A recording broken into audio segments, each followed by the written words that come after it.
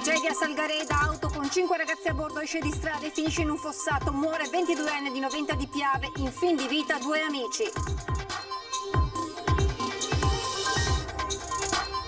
Prima condanna per associazione mafiosa in Veneto dopo Maniero. Oggi nell'aula bunker di Mestre sono stati condannati 32 imputati nell'ambito dell'operazione Camaleonte.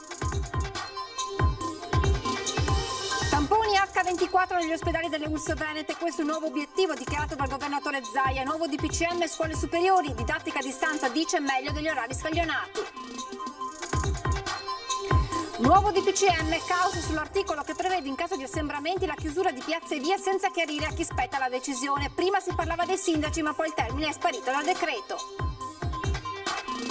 6 posti al tavolo, stop dalle 18 per il consumo in piedi. Le regole del DPCM preoccupano gestori di bar e locali. Imposizioni calate dall'alto che uccideranno le nostre attività, spiegano. Tra i provvedimenti contenuti nella DPCM è anche quello relativo agli sport di contatto dilettantistici. Non ci saranno le gare, ma ci si potrà allenare mantenendo i criteri di distanziamento. Terza vittoria in campionato per l'Umana Reyer che ha battuto Cantù 67-75, una gara solida in cui gli Oro Granata si sono imposti contro un avversario decisamente combattivo. Telespettatori di Antenna 3, buonasera e ben ritrovati con l'edizione veneziana dei nostri telegiornali. In primo piano la tragedia che si è consumata ieri sera nel Trevigiano a Salgareda. Una BMW è uscita di strada finendo dentro un fossato. Morto un 22enne di Noventa di Piave. In condizione disperata 2 dei 4 passeggeri che viaggiavano con lui.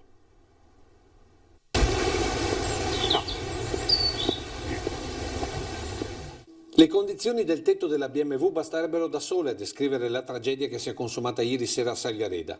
Intorno alle 22:30 l'auto sfreccia lungo questa strada da Borgo Busco verso Campo di Pietra. Via Pizzocchera è stretta e l'umidità della notte allenta l'aderenza. Alla guida c'è un 22enne di Meulo, mentre al lato guida c'è un 23enne albanese residente a Noventa. Dietro sono in 3, tutti e 3 di Noventa. A sinistra e al centro 2 giovani di 22 e 29 anni di origini campane e Nicolò Minello, 22 anni, seduto dietro al passeggero. L'auto imbocca la curva e le 2 gomme di destra escono dall'asfalto. Il conducente perde il controllo e la BMW finisce di traverso sul fossato, con il tetto che si schiaccia su questo tronco d'albero. Nello schianto perde subito la vita Nicolò, mentre gli altri 2 occupanti in sedile posteriore riportano gravissime ferite alla testa. Il primo ad uscire dall'abitacolo è il conducente, che da solo e con la forza della disperazione tira fuori tutti gli amici. Nel frattempo, da una casa vicina parte la richiesta di soccorso con le ambulanze che arrivano da Oderzo in pochi minuti. 4 ripartono immediatamente per il Cafoncello di Treviso, una torna vuota. Il corpo di Nicolò Minello rimane sull'asfalto in attesa del carro funebre. Ora i 2 giovani campani stanno lottando tra la vita e la morte, mentre il 23enne albanese è stato dimesso nella mattinata di oggi come il 22enne conducente, risultato positivo all'alcol test. Per lui immediato il ritiro della patente e l'accusa di omicidio stradale. Una strada stretta, via Pizzocchera, dove ci dicono i residenti il rettilineo da Busco fa arrivare qui i veicoli a velocità sostenuta, ma per una singolare norma non si possono mettere dei rallentatori. Fuori dai centri abitati i rallentatori, lo do anche come informazione, non possono essere messi proprio perché per esempio per i soccorsi delle ambulanze, dei vigili del fuoco, in queste strade rallentatori non ne possiamo mettere. Profondamente colpita la comunità di Noventa di Piave per la tragedia di via Pizzocchera. Nicolò Minello era molto conosciuto, la sua famiglia da generazioni gestisce il bar da Ronaldo in centro al paese.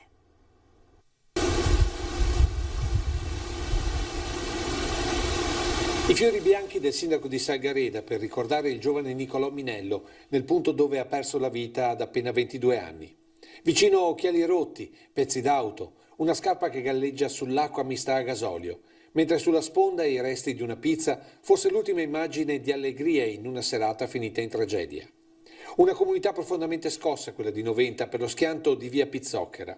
Sgomento per la giovane vita stroncata ed apprensione per gli altri 2 giovani che stanno lottando tra la vita e la morte. Abbiamo perso una giovane vita noventana e questo ci rende molto tristi, anzi approfitto anche pubblicamente di fare condoglianze alla famiglia a nome di tutti i noventanni, visto che era anche una famiglia conosciuta, è una famiglia conosciuta a Noventa perché gestisce un bar storico di Noventa di Piave. E lo storico bar da Rolando oggi aveva le serrande abbassate. Nicolò era il nipote di Pietro Perissinotto e con il papà stava progettando di continuare la tradizione aprendo un bar a Jesolo, dove aveva lavorato prima dell'impegno attuale per un'agenzia immobiliare di San Donà. Estroverso, simpatico, amante della vita e legatissimo alla sorella Alessandra, aveva un'autentica passione per il calcio. Dopo aver giocato con il Meolo e il Ponte Crepaldo era attualmente in forza il Grassaga, dove, nonostante i limiti del Covid, non perdeva un allenamento. Un vero e proprio legame con i compagni che oggi attraverso la società hanno voluto salutare così il loro Mine.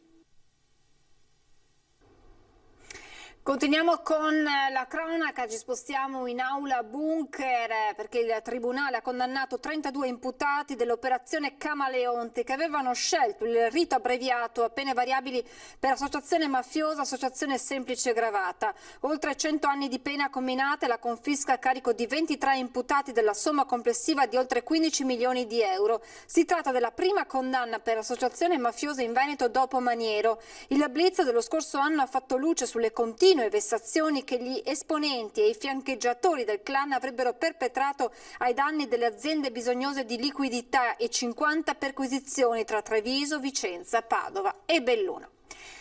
Siamo adesso alla pagina dedicata all'emergenza coronavirus, diamo subito uno sguardo al report di Azienda Zero con i numeri relativi alle nuove positività nella nostra regione nelle ultime ore. Rispetto al bollettino di questa mattina si registrano 149 positivi in più in Veneto, complessivamente però nelle 24 ore i positivi sono 548. Per quanto riguarda la provincia di Venezia si registrano complessivamente 27 positivi in più nelle ultime 24 ore, ma si registrano anche purtroppo 5 decessi in più e a livello regionale crescono i numeri dei ricoverati, se ne registrano 31 ricoveri nelle aree non critiche degli ospedali del Veneto solo nelle ultime ore rispetto a questa mattina e 6 in terapia intensiva rispetto al report della mattinata.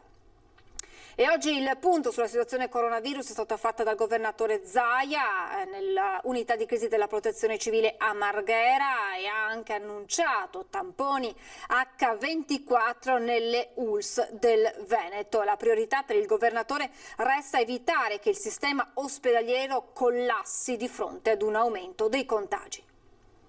Per ogni ULSS apriremo un H24 per i tamponi, sto sempre parlando di tamponi rapidi. Tamponi rapidi giorno e notte, questo è l'obiettivo per fronteggiare la seconda ondata che almeno al momento, almeno in Veneto, è diversa dalla prima. Gli asintomatici sono oltre il 98%, stazionario anche il dato sulle terapie intensive, dove i posti letto occupati restano una cinquantina, un numero gestibile. Ovvio è che a Padova le terapie intensive si stanno riempendo, perché comunque abbiamo anche posizionato principalmente pazienti là, e adesso utilizziamo l'ULSS Euganea per le terapie intensive, che non so, hanno altri 15 posti liberi e quindi stiamo smistando in maniera tale da garantire sempre l'efficacia del servizio. Una sostenibilità che Zaia fotografa ma che non dà per scontato in futuro. Il nostro tema è uno solo, che il paziente Covid, se arriva in ospedale in maniera pesante, cioè se arrivano tanti pazienti, la sanità collassa, non è più in grado di erogare servizi.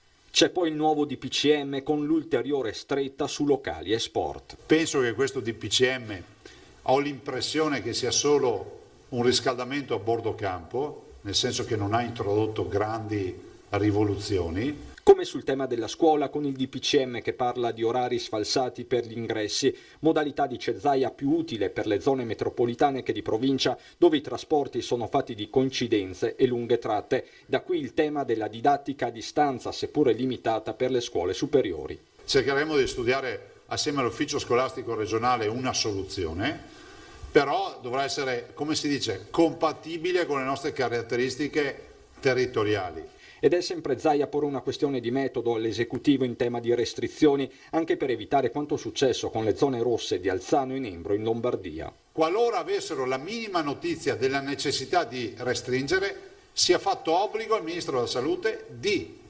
comunicarlo al Presidente della Regione, il quale poi deciderà se attivare o no. Attenzione che non è una rinuncia di autonomia, ma è un'assunzione di responsabilità che qualcuno deve prendersi. Discorso analogo per lo scontro istituzionale di giornata, quello tra governo e sindaci, con Zaia che sta con i secondi.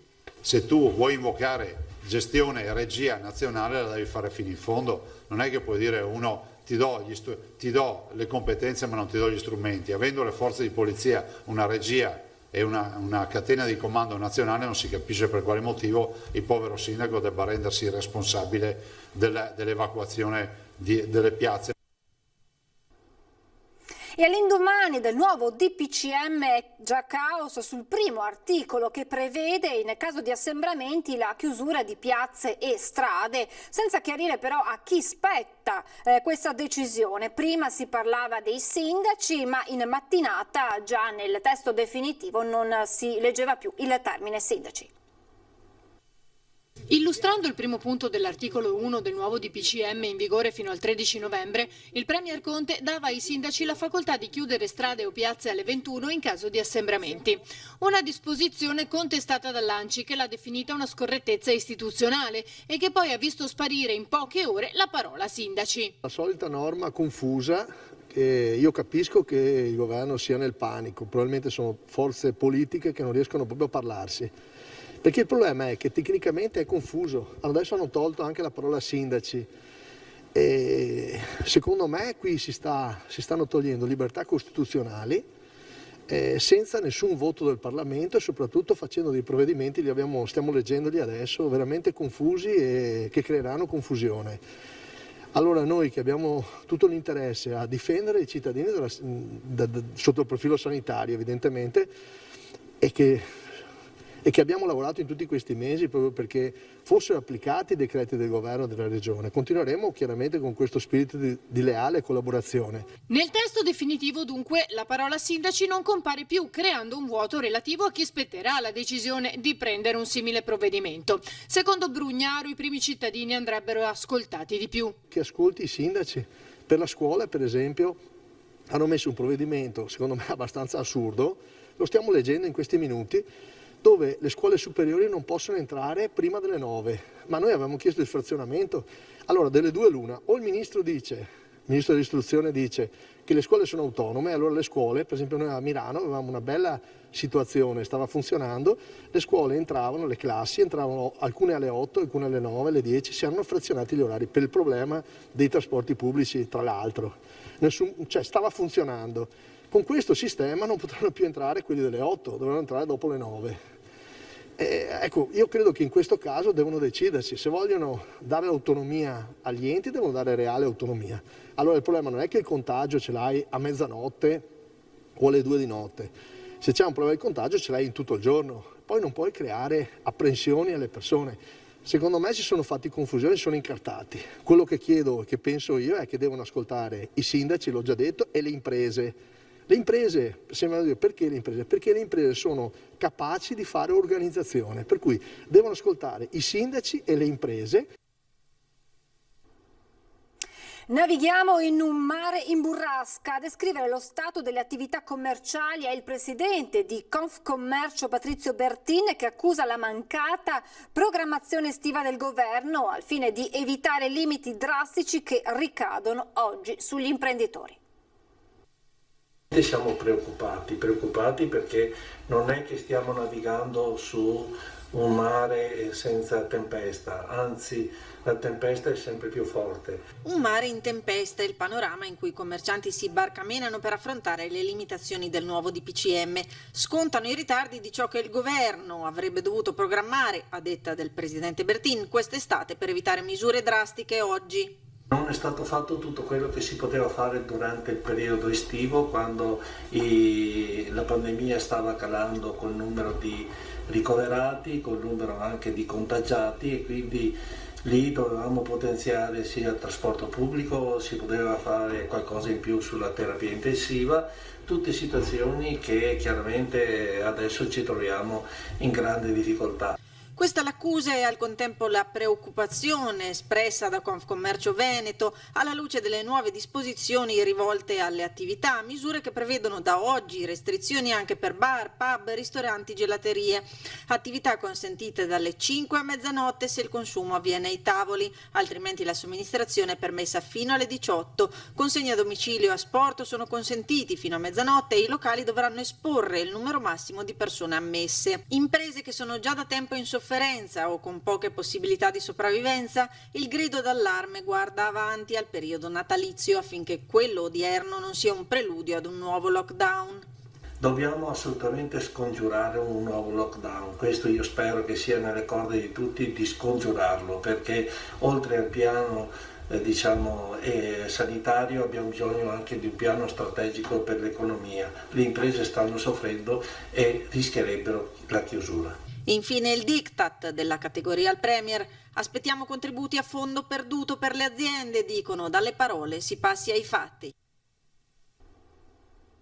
Per palestra e piscine una settimana di tempo per adeguarsi alle normative, questo è quello che prevede il nuovo DPCM e su questo vi chiediamo di esprimere la vostra opinione nel sondaggio che vi presentiamo questa sera. Ultimatum alle palestre, devono chiudere? Se per voi la risposta è sì, il numero da fare è lo 0422 1626 691, se invece la vostra risposta è no, il numero da comporre è lo 0422 1626 690, la chiamata è gratuita, è sufficiente uno squillo perché la vostra risposta venga registrata. Il risultato del sondaggio questa sera nel corso di Ring in onda dalle 21:15 su Antenna 3. E tra i provvedimenti contenuti nel DPCM anche quello relativo agli sport di contatto dilettantistici. Non ci saranno le gare con alcuni distinguo, ma ci si potrà allenare mantenendo i criteri di distanziamento. Che differenza c'è, mi chiedo, fra una squadra di allievi provinciali e una squadra di allievi regionali? A me sembra un provvedimento ghettizzante, un provvedimento che io assolutamente non accetto. Una rabbia tangibile, quella di chi vive lo sport, nella fattispecie il calcio, ogni giorno come attività sociale, collante per i giovani e per il tessuto economico del territorio di riferimento che va ad irrorare, e interpreta sotto questa luce il nuovo DPCM che stoppa con i dovuti distinguo le competizioni dilettantistiche. Dicono praticamente che fino alla seconda categoria si può giocare, cioè parlano dell'attività regionale e che si possa giocare, di bloccare l'attività di base e l'attività provinciale. Tradotto in numeri, per il calcio dilettantistico veneto significa mantenere le 300 partite settimanali dell'attività regionale e ridurre da 500 a 150 quelle dell'attività provinciale. Un'attività ludico-amatoriale che si chiude temporaneamente, quindi nonostante gli allenamenti restino in formula anti-Covid. Il tutto in virtù di numeri sul contagio che, rileva il Presidente, non ha riscontro nelle società che anzi andrebbero pagate per il ruolo di monitoraggio che rivestono. Non ci sono casi di contagi all'interno o dovuti agli allenamenti o alle partite, perché le blocchiamo prima e quindi è un servizio che noi facciamo a questi giovani, ai loro genitori, alle loro mogli, ai loro figli, perché hanno figli, hanno mogli, hanno nonni, hanno tutto questo. Quindi basta con questo accanimento. E lo sfogo condiviso dei comitati regionali di Area Nord si farà sentire mercoledì a Roma in consiglio direttivo. E a proposito di sport giocato, andiamo al basket con Lumana Reyer che batte Cantù. Direi una risposta concreta da parte dei giocatori rispetto all'ultima partita, una risposta concreta in termini di atteggiamento difensivo, di desiderio di aiutarsi, di desiderio di sacrificarsi, palesato soprattutto, devo dire, nei primi due quarti. Terza vittoria in campionato per l'Umana Reyer che ha battuto Cantù 67-75. Una gara solida condotta per 40 minuti in cui gli Oro Granata si sono imposti contro un avversario che si è dimostrato decisamente combattivo. Assenti Stone per una lombalgia e Smith in isolamento perché il risultato positivo al Covid-19. Una prestazione nel suo complesso che mi è piaciuta, ripeto, per la volontà dei giocatori di fare un passo in più proprio nel modo di stare in campo e questo è l'elemento più importante, oltre naturalmente alla vittoria. Credo che il lavoro fatto sia un lavoro che ha portato ripeto, al di là della vittoria, un modo di stare in campo comunque molto propositivo da parte dei giocatori di tutti. Poi ognuno si tiene i propri difetti che cercheremo di limare, sperando che si riesca a limarli, se no ne prenderemo atto e faremo altre cose. È tutto, c'è solo il tempo per ricordarvi questa sera alle 21:15 in diretta su Antenna 3 una nuova puntata di Ring. Vi lascio adesso le previsioni del tempo, grazie per l'attenzione e buona serata.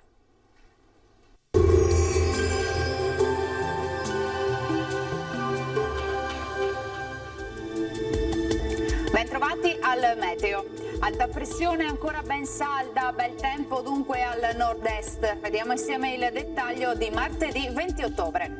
Sul Veneto sarà asciutto e stabile, anticiclone però è sinonimo anche di nebbia. Ecco che al mattino saranno probabili nubi basse e foschie in pianura e nelle valli. In successivo progressivo dissolvimento lasceranno quindi spazio a un cielo sereno o al massimo poco nuvoloso. Qualche annuvolamento a ridosso dei rilievi nel pomeriggio. Dopo il tramonto nuovi banchi di nebbia sulle aree pianeggianti. Temperature sopra la media stagionale, minime fino a 10 gradi, massime invece tra i 14 e i 18 gradi all'incirca.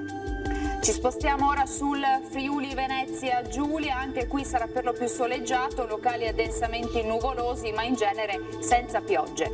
Temperature minime tra 8 e 11 gradi, massime sui 16-18 gradi. Infine uno sguardo alla situazione del Trentino Alto Adige, bel tempo, salvo per locali riduzioni della visibilità, specie al mattino. Temperature minime sui 5-6 gradi, massime invece sui 16-17 all'incirca. Dal meteo per ora è tutto, vi auguro un buon proseguimento in compagnia di Antenna 3. Arrivederci.